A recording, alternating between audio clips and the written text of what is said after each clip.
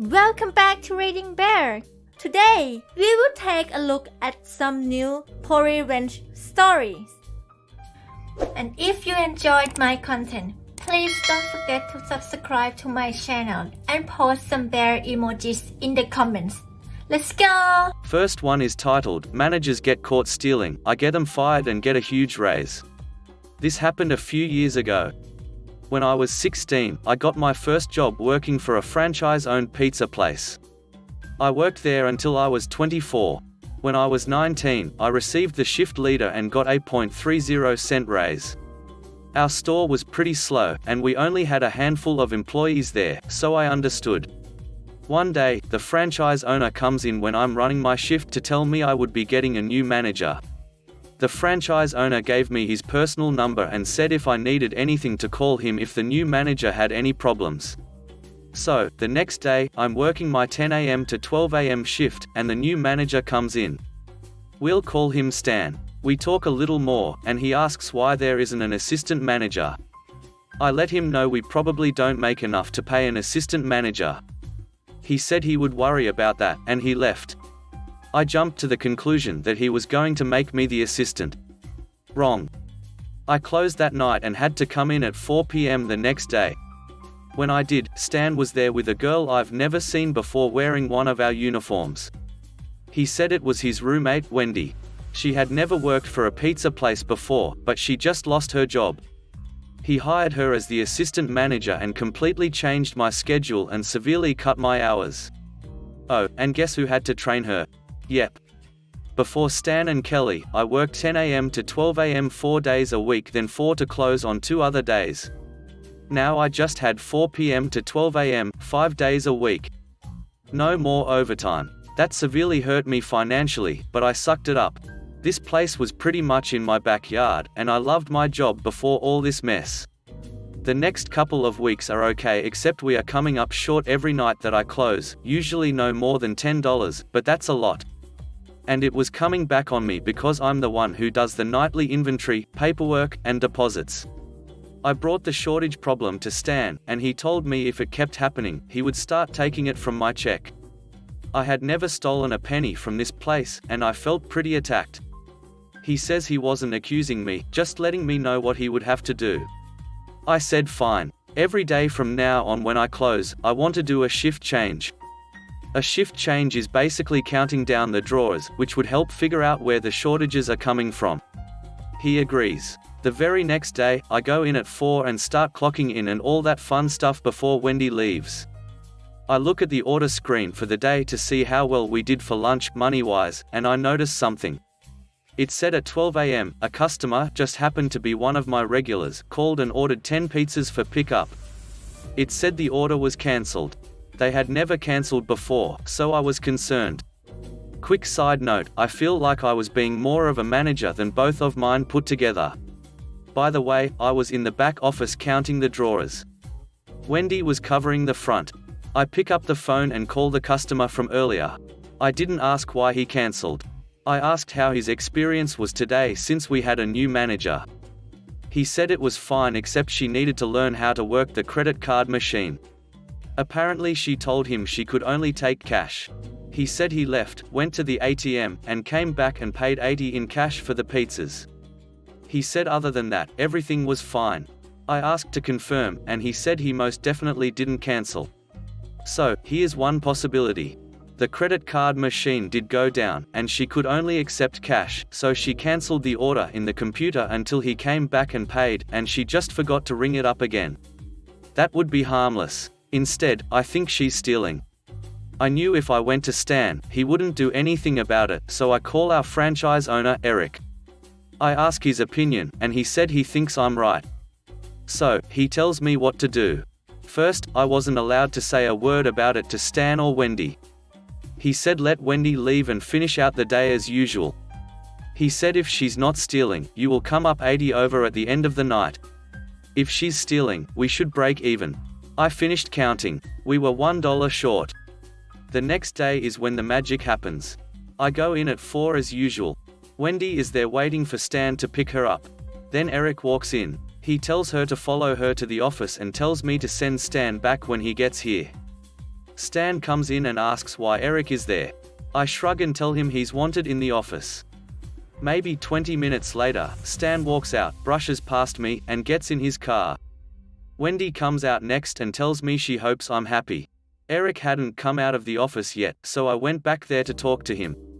He said in 3 weeks, they stole over $1,000 between them, and he would have never known if it wasn't for me.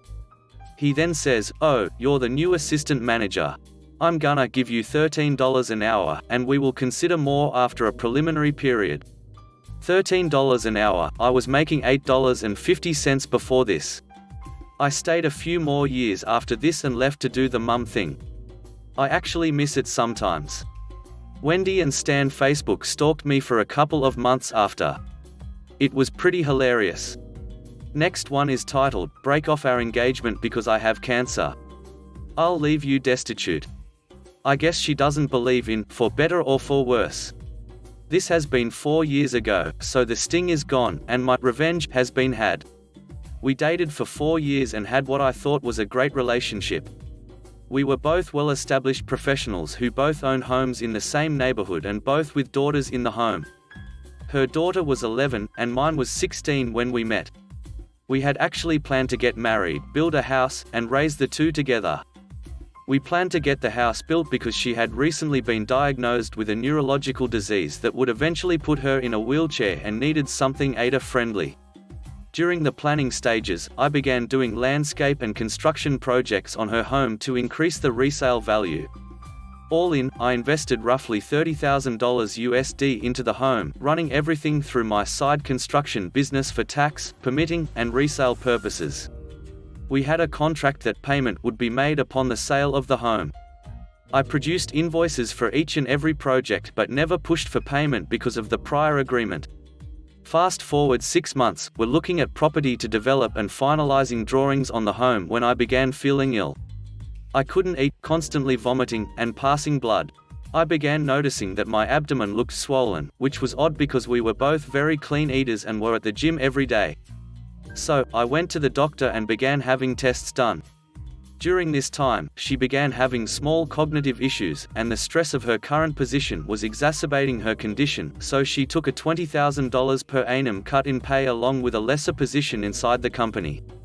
After a month or so of different tests, and a biopsy, it came back that I had a golf ball-sized tumor in my stomach and would need to begin chemotherapy. So, I began chemo and radiation treatments, which made me, expectedly so, extremely ill. She was spending time helping around my place on the weekends and staying over more, to the point that they were both at my home more than theirs. At this point, I suggested that we go ahead and put one of our houses on the market and move in together until the new house was built. I have great supplemental insurance as well as a long-term illness plan, so using that coupled with the sale of one of our houses would push us through comfortably and help ease the financial stress on her. Shortly after this discussion, she became extremely distant. Her daughter wasn't coming down and hanging out with mine anymore, and she had excuses for not getting together. She quit driving me to treatments and stopped staying over. She then dropped a bomb. A sentence that will forever be burned into my psyche: "I love you, but I can't see myself taking care of someone this sick in the long term, and I don't think we should see each other any longer." In a text. It broke me. I won't lie. This was the first woman I had ever opened up to and planned a life with since my wife died when my children were 1 and 3. However, I tried to be mature about it. I forced myself to understand her position and to accept what I could not change. I calmly, the next day, gathered all of her things, packed them neatly, loaded them in my truck, and took them to her house to leave on the back porch while she was at work, in order to avoid any awkward exchanges. Walking around the back and under the porch cover, I sat down a box and saw her in her back living room on the couch having sex with a man that she had introduced to me as a lifelong friend. I had dinner and drinks with this man and his girlfriend. We had gone on vacation with them as well. I never spoke of the incident with her and simply sent her a text later, explaining that I would leave her things on my side porch to pick up at her convenience. I discovered 8 or 9 months later from his now ex-girlfriend that they had broken up due to him confessing that he had been sleeping with my significant other, dating back to about the time we were finishing drawings on the new home. Now I'm upset. Revenge time. At this point, I had finished chemo and radiation for the time being and was feeling healthier. I was going through some much neglected paperwork when I ran across the file that contained $32,680 in unpaid, long overdue invoices, which were promptly sent to my attorney to begin lien proceedings on the home.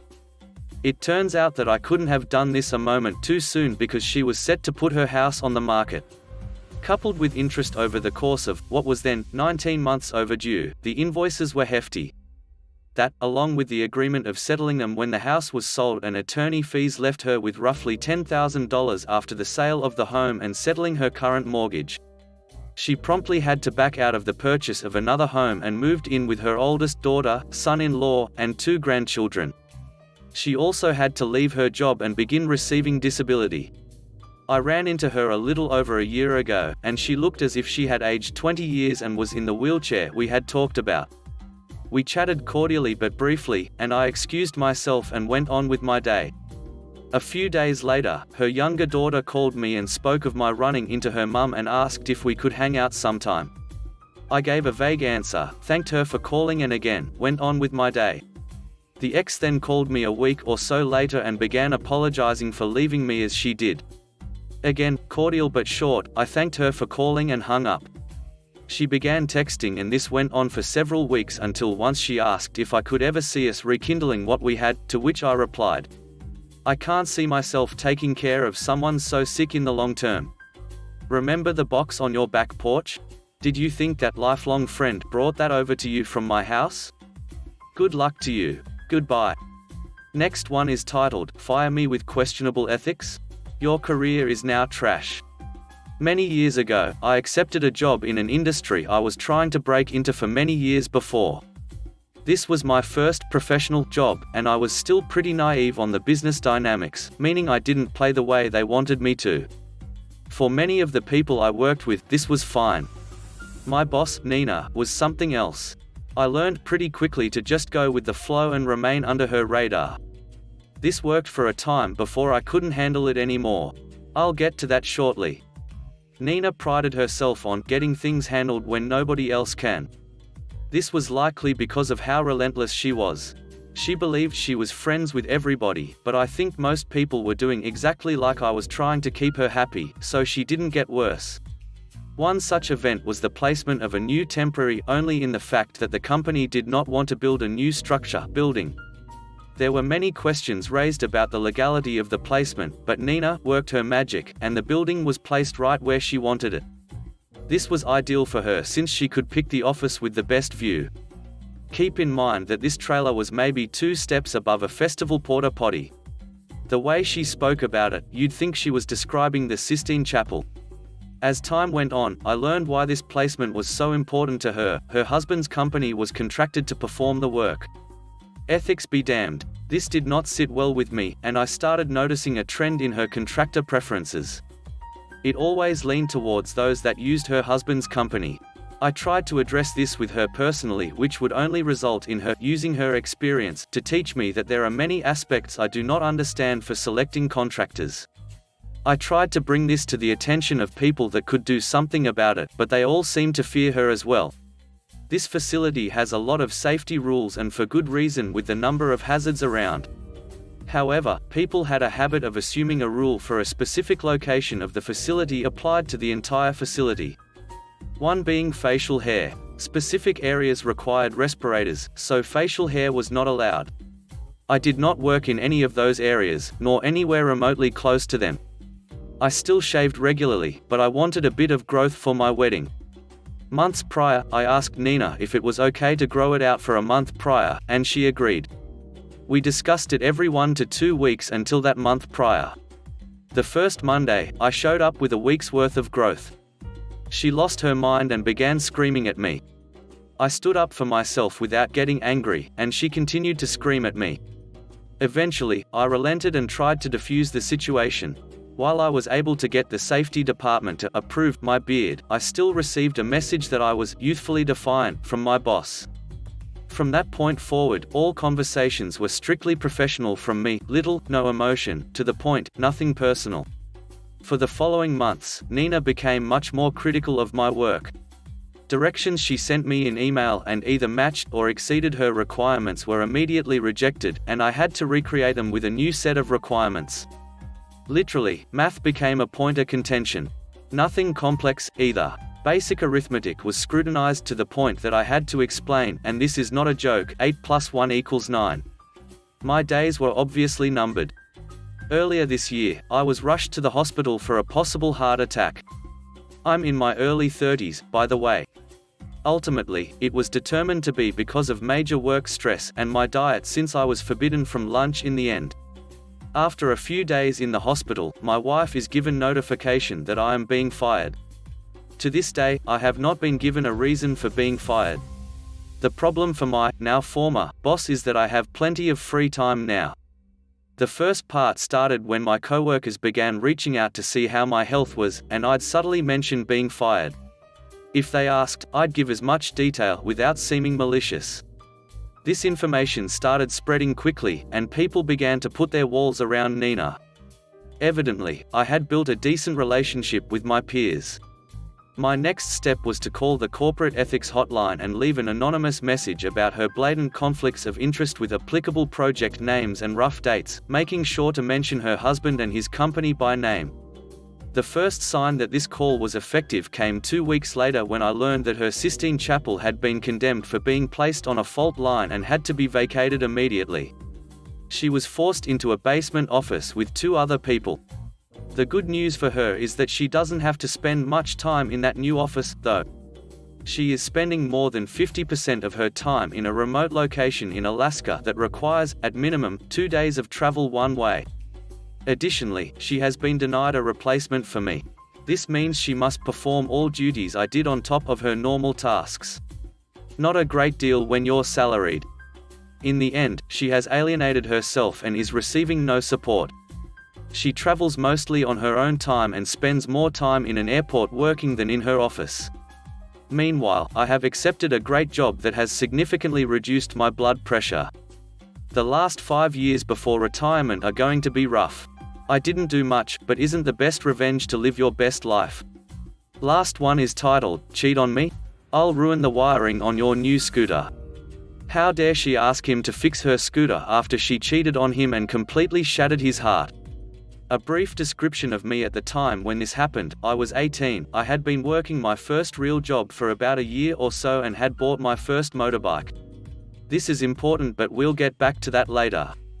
So, I was a late bloomer with the girls, and I had finally gotten my first girlfriend, Bex, who had just started working at a cafe near my work. I was stoked. She was hot, and most importantly, she seemed to really like me. I was from another country, had a sexy accent, and rode a motorbike. Turns out, I ticked all of her boxes, so we started going out, and within a few weeks, she finally punched my V-card. It wasn't great, but hey, I finally got some. After the first month or so, Bex took me to visit her parents, and I had invited her to come over and meet my family over dinner. My mum even made Bex a birthday present. Everything seemed to be going well, and young naive me thought this might last for a while, so we started planning a holiday overseas. Bex convinced me with her womanly wiles that I should stump up the cost of the flights and accommodation, and she would make sure that we had fun over there. I grinned like a moron and only thought with my head and not the one on my shoulders. I put all my savings together, and I headed down to the travel agent and put all my money down as the deposit for the holiday. All the flights were paid for as well as a majority of the hotel. Everything was going amazingly, that was, until her best friend found out she had convinced me to put all my money into the holiday, and she took pity on me. She showed me some screenshots of Bex naughty texting and agreeing on meeting up with 5 other guys within the same few months we had been together. I confronted her, and she, surprisingly, admitted to it with absolutely no shame. She saw nothing wrong with it. That's what really upset me, was the fact that she just said, "Yeah, I did see them. I just didn't think you'd care about it." Like, which, really? I just put all of my money into an overseas holiday for us, you took my V-card, we met each other's parents, and I wouldn't care about you cheating on me with 5 other guys. After a few days of teenage anger and tears, I head down to the travel agents and try to get my money back from them. I just couldn't go on the holiday that we'd planned. Unfortunately, as I had put my money down as a deposit, it was not refundable. Not knowing the consumer rights in the country I'd moved to, I argued with the rep and was asked to leave. Fast forward 3 weeks. I'm at work, and my bitterness has just started to fade as Bex walks in looking for me. She comes over and asks me to help her with her brand new scooter her new boyfriend had just bought her because I knew about motorbikes. I couldn't believe this witch. She takes my V-card, cheats on me with 5 guys, I lose my savings because of her, and she has the balls to ask me to help fix the scooter her boyfriend, who she probably cheated on me with, had just bought her. So, an idea sparks in my mind: time for revenge. I smile and say, "Of course, Bex, I'm more than happy to help," whilst hating myself for even giving her the time of day. She takes me over to her shiny, new scooter, and it's just a flat battery, but I change out her 10-amp fuse with a 40-amp one as I tell her it's a blown fuse. We try to turn it on, but nope, still not working. I then pull the larger battery out of my bike and put it into her scooter. As soon as the terminals are connected to the battery and the ignition turned on, smoke starts pouring from wherever there is wiring. I can smell the insulation melting, and then there is a small lick of flame from the wiring loom under the footboards that I quickly blow out before she noticed it. I swap everything back and tell her it's a faulty scooter, and she needs to take it back to the dealership, so she can claim the repairs under warranty. She believed me and started pushing her scooter back the 4 or 5 kilometers from where she worked to her house, and up a fair few hills too in 30-degree heat as well. That was the last time I ever talked to her, but I did see her standing at the bus stop when she was going to or from work every now and again, so I can only assume that the scooter was never repaired. Thanks for listening.